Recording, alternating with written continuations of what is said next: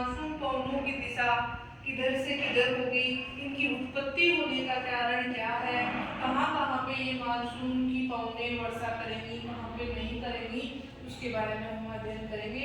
ये अपना एशिया महाद्वीप है और इधर ये अफ्रीका महाद्वीप है और उधर ऑस्ट्रेलिया है। अब बेटा होता क्या है कि अफ्रीका के पूर्वी तट पर मेडागास्कर के पास में एक मस्केरियन समूह है, द्वीप समूह है। मस्केरियन द्वीप समूह के पास में उच्च वायुदाब का केंद्र बन जाता है।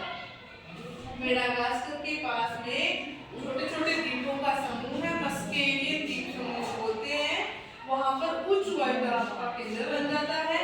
होता क्या है कि ग्रीष्म काल में सूर्य के उत्तरायण होने के कारण ITC-Z जो है वो 20 से 25 डिग्री अक्षांशों पर भारत के उत्तर के विशाल मैदान में स्थापित हो जाती है।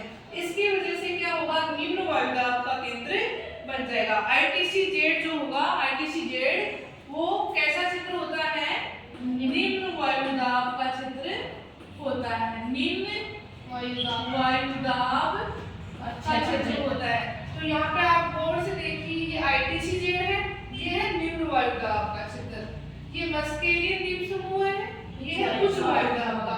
मैंने आपको क्या बताया था, हवाएं किधर से किधर चलती है, हमेशा उच्च वायुदाब से निम्न वायुदाब की तरफ। तो इन हवाओं की जो दिशा होगी, अफ्रीका के पूर्वी तट पे ये टकराएंगी ये हवाएं, और इनकी दिशा हेरल के नियम के अनुसार ये विषुवत रेखा में उत्तरी गोलार्ध की तरफ, भारत के दक्षिण पश्चिम की तरफ मुड़ जाती है। और ये ही पवने इस समुद्र से यानी हिंद महासागर से, ये ऐप क्या आकार का हिंद महासागर है, ये कौन सा महासागर है, हिंद महासागर है। इस हिंद महासागर के आर्द्रता को ये पवने ग्रहण करके दक्षिणी पश्चिमी मानसून में बदल जाती है। इस प्रकार पश्चिमी घाट पर दक्षिणी पश्चिमी मानसून की पवनें क्या करती हैं, वर्षा कर देती हैं। तो भारत के दक्षिणी पश्चिमी भाग में जो पश्चिमी घाट है, इस पर वर्षा होने का कारण ये है कि ये अवरोध का काम कर रहा है। ये जो पश्चिमी घाट है इन हवाओं के बिल्कुल सामने खड़ा है, जिसकी वजह से ये इससे टकराएंगी और यहाँ पे वर्षा करेंगी। लेकिन आप देख रहे हो कि ये जो दक्षिणी पश्चिमी मानसून की जो शाखा है ये दो भागों में बढ़ जाती है, एक तो अरब सागर की शाखा और एक बंगाल की खाड़ी की शाखा। अरब सागर की जो शाखा है वो दक्षिणी पश्चिमी मानसून के रूप में अत्यधिक भारी वर्षा करेगी। बंगाल की खाड़ी की जो शाखा है मानसूनी, जो सीधा पूर्वी तट से बिना टकराए सीधे ही असम में ब्रह्मपुत्र की घाटी में प्रवेश करेगी और भारत के उत्तर के विशाल मैदान से होते हुए इधर से अरब सागर की शाखा, इधर से बंगाल की खाड़ी की शाखा आपस में यहाँ पे टकराएगी और यहाँ पे अत्यधिक वर्षा होगी। कुछ दक्षिणी पश्चिमी मानसून की जो पवनें हैं वो आर्द्रता युक्त होंगी, जो कि म्यांमार होते हुए दक्षिणी पूर्वी एशिया होते हुए चीन तक चली जाएगी। दूसरा कारण ये है कि यहाँ ऑस्ट्रेलिया महाद्वीप के ऊपर उत्तर में डार्विन एक द्वीप है, यहाँ पे ताहिती एक द्वीप है, इनके बीच में भी उच्च वायुदाब और निम्न वायुदाब का संबंध स्थापित हो जाता है।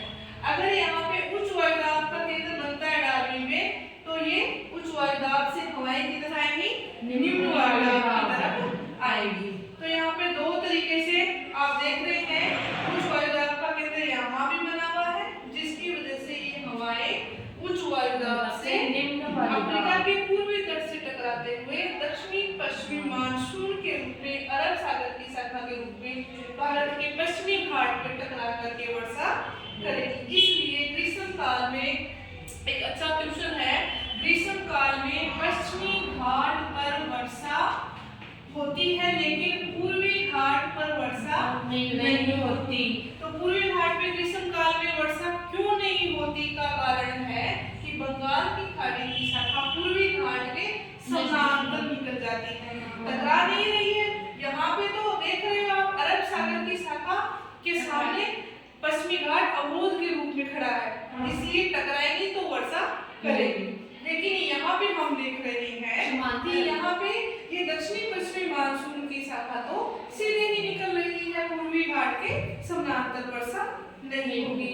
पूर्वी घाट पे वर्षा होती है शीत ऋतु में, पूर्वी घाट पे वर्षा शीत ऋतु में होगी, न कि ग्रीष्म काल में। आईटीसी जेड का आप समझते हो विषुवत रेखा पर निम्न वायुदाब का क्षेत्र आईटीसी जेड होता है। इंग्लिश में इसको बोलते हैं इंटरट्रॉपिकल कन्वर्जेंस जोन, अंतर उष्णकटिबंधीय अभिसरण क्षेत्र। जैसे जैसे विषुवत रेखा से सूर्य उत्तरी गोलार्ध में आता है तो इसे उत्तरायण की स्थिति कहते हैं। ऐसी स्थिति में ये आईटीसी जेड भी उत्तर की तरफ खिसक जाता है। लगभग भारत में 20 से 25 डिग्री उत्तरी अक्षांशों पर भारत के उत्तर के विशाल मैदान में यह आईटीसी जेड स्थापित हो जाता है। ये एक निम्न वायुदाब का केंद्र है। साथ में आपको ये भी मालूम है कि यहाँ पे कैसा क्षेत्र है, ये थार का मरुस्थल है। कैसा क्षेत्र है? थार का मरुस्थल, जो कि ग्रीष्म काल में रेत की क्या विशेषता होती है? अत्यधिक गर्म हो जाती है और निम्न वायुदाब का केंद्र बनने में सहायक होती है।